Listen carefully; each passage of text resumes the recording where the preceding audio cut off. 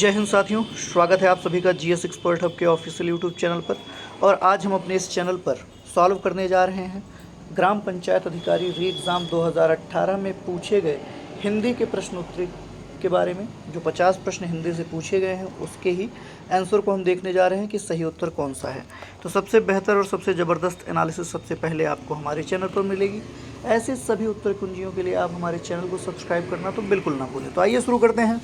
पहला प्रश्न जो पूछा गया था हिंदी से वो यही पूछा गया था, विद्यालय की शोभा वही बढ़ा सकता है जो अनुशासन में रहे। यह किस वाक्य का उदाहरण है? तो भैया ये उदाहरण है मिश्र वाक्य का। जब भी जो तो मों को जोड़ दिया जाए, ये वो जोड़ दिया जाए तो ये उत्तर होता है मिश्र वाक्य वाला।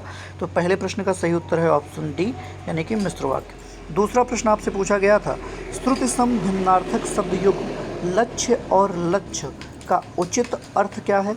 तो भैया यहाँ पर इसका सही उत्तर हो जाएगा ऑप्शन ए। लक्ष्य का अर्थ होता है उद्देश्य और लक्ष्य का अर्थ गिनती के लिए लाख के रूप में प्रयोग किया जाता है। तो सही उत्तर हो जाएगा ऑप्शन ए।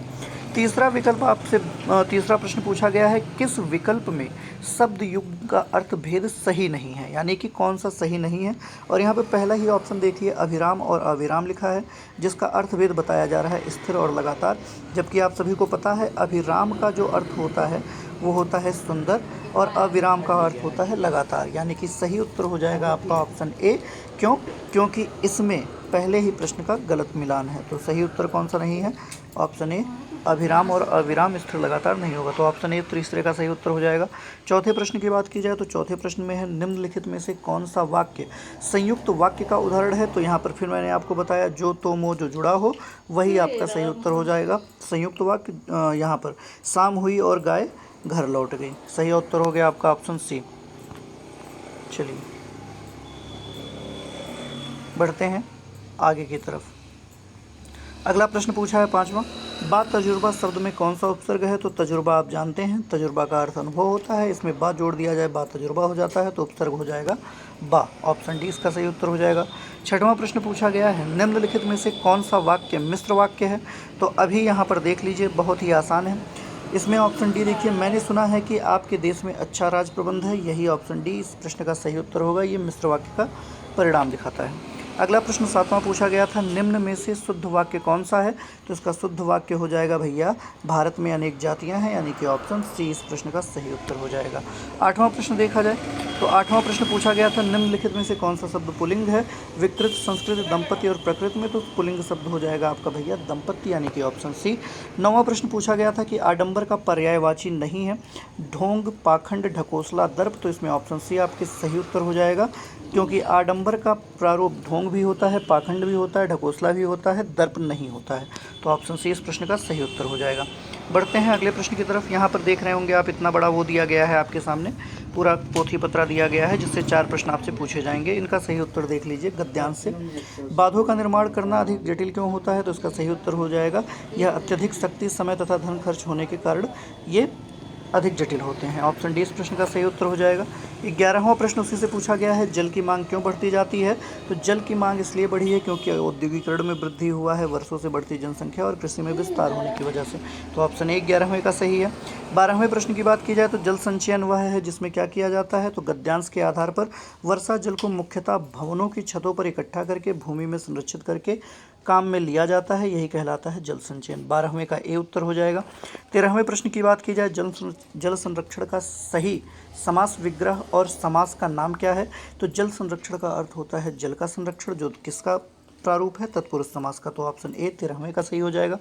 14वें प्रश्न की बात की जाए तो बांध का निर्माण किससे होता है? तो कंक्रीट, चट्टान, लकड़ी अथवा मिट्टी से भी इसका निर्माण किया जा सकता है। तो ऑप्शन सी इस प्रश्न का गद्यांश के आधार पर सही होगा। 15वें प्रश्न की बात की जाए, 15वां प्रश्न पूछा है कि कंठ से उत्पन्न होने वाले वर्ड कौन से हैं? तो आप जानते हैं कि छोटा आ, बड़ा आ हुआ, का वर्ग हुआ, ये सब कंठ से उत्पन्न होने वाले वर्ड होते हैं। यहाँ पर ग और घ इसी वर्ड में आते हैं, का वर्ग में। तो सही उत्तर हो जाएगा आपका ऑप्शन बी। बढ़ते हैं 16वें प्रश्न की तरफ बच्चा। 16वें प्रश्न की बात की जाए तो पूछा गया है, निम्नलिखित में से किस कवि की काव्य भाषा ब्रज नहीं है? तो जब ब्रज भाषा की बात की जाए तो आप जानते हैं भारतेंदु हरिश्चंद्र भी इसमें सम्मिलित हैं। इसके साथ ही साथ सूरदास की भी ब्रज भाषा रही है।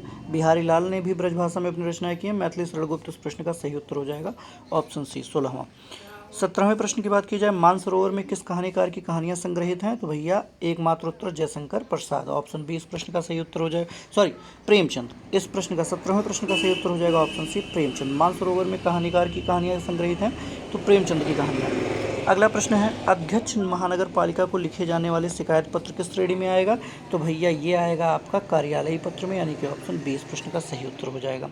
19वां प्रश्न पूछा गया था, जब प्रथम वर्ण व्यंजन और दूसरा वर्ण स्वर हो तो उनके मध्य संधि कैसी होगी? ये व्यंजन संधि कहलाती है। ऑप्शन ए इस प्रश्न का सही उत्तर होगा। कबीरदास की भाषा कौन सी है? 22वां प्रश्न था, तो पंचमेल खिचड़ी। ये सभी जानते हैं कबीरदास की जो भाषा थी वह पंचमेल खिचड़ी वाली थी, तो ऑप्शन बी इस प्रश्न का सही उत्तर हो जाएगा। एक भारतीय आत्मा किनको कहा गया है? तो भैया माखनलाल चतुर्वेदी जी। ऑप्शन ए भारतीय आत्मा किसे कहा गया है? माखनलाल चतुर्वेदी को। क्यों कहा गया है? तो आपको पता है कि इन्होंने सैनिकों के ऊपर अधिकतर रचनाएं की।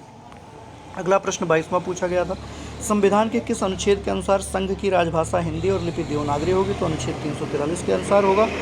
23वां प्रश्न पूछा गया था, प्राकृत, संस्कृत, अपभ्रंश, पाली इन भाषाओं में प्राचीनतम भाषा कौन सी है? तो भैया संस्कृत सबसे प्राचीन भाषा है। ऑप्शन डी सही हो जाएगा।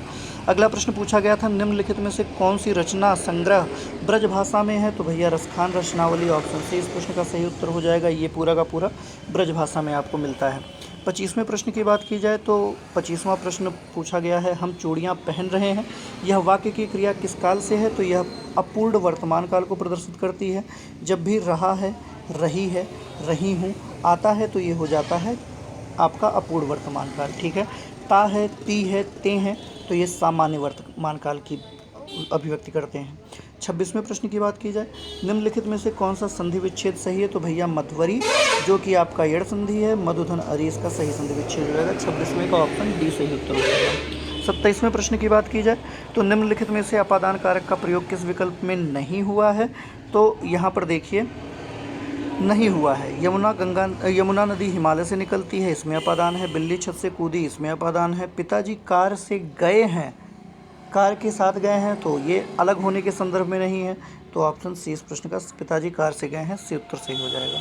अगला है, से किस कारक का विभक्ति चिन्ह होता है? तो अपादान कारक का होता है और कर्ण का होता है, तो ऑप्शन क्योंकि कर्ण नहीं है तो सही उत्तर हो जाएगा ऑप्शन सी।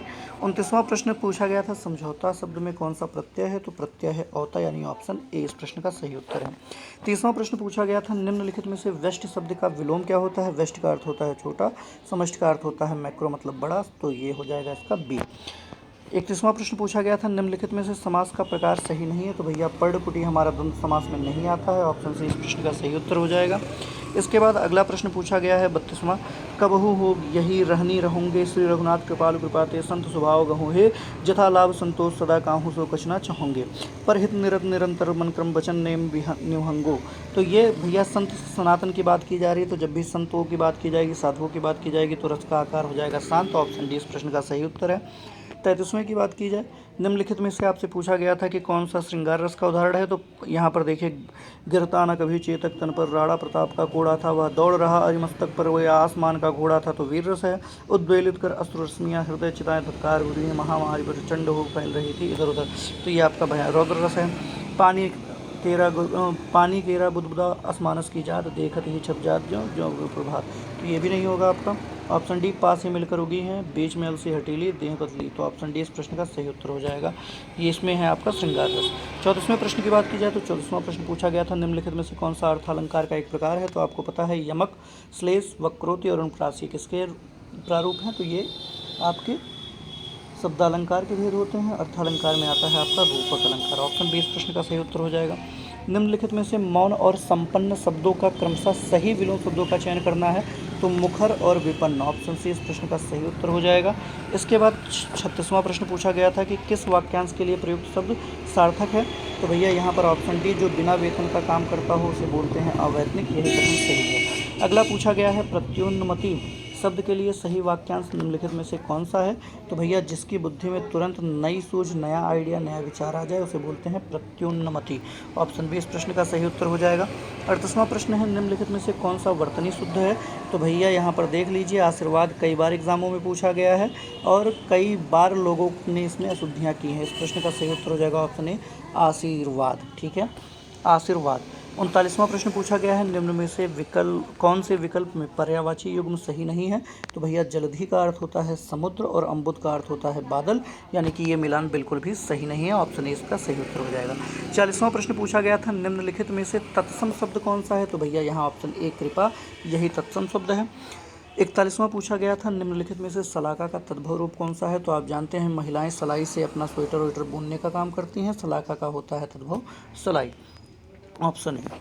42वां पूछा गया था, निम्नलिखित में से तत्सम और तद्भव कौन सा युग्म सही नहीं है? तो पौत्र पुत्र होता है भैया, पुत्र नहीं होता है, तो ऑप्शन है इस प्रश्न का सही उत्तर हो जाएगा। तरनी तंजा तट तमाल तरुवर बहुछाया इस पंक्ति में कौन सा अलंकार है? तो भैया इसमें है अनुप्रास अलंकार। आप जानते हैं जब वर्डों की आवृत्ति लगातार धुआंधार बारंबार हो तो ऐसे अलंकार को आप बोलते हैं अनुप्रास अलंकार, यानी कि ऑप्शन डी इस प्रश्न का सही उत्तर हो जाएगा। अगला प्रश्न है 44वां, देखते हैं क्या पूछा गया है।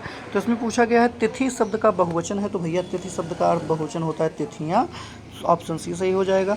45वां पूछा है, घर का भेदी लंका ढाहे कहावत में कौन सा कथन सही बैठ रहा है? तो आपको पता है आपसी फूट से हो जाता है सर्वनाश, यानी कि विभीषण ने कर दिया रावण के लंका दहन का कारण बना, तो ऑप्शन सी इस प्रश्न का सही उत्तर हो जाएगा।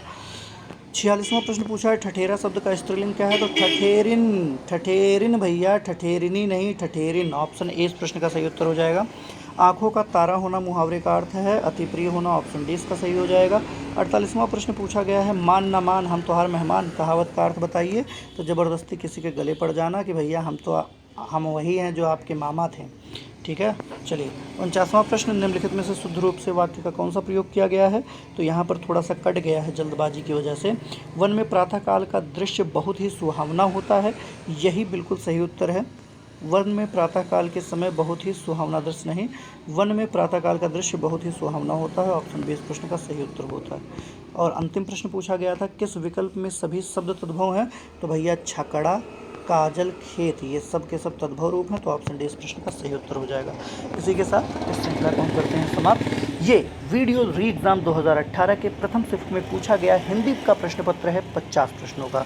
तो वीडियो अच्छी लगी हो मेरे भाइयों तो चैनल को सब्सक्राइब करें, अपने छोटे भाइयों और बहनों को हमारे साथ जोड़ने का प्रयत्न करें। बहुत बहुत धन्यवाद। जय हिंद, जय भारत।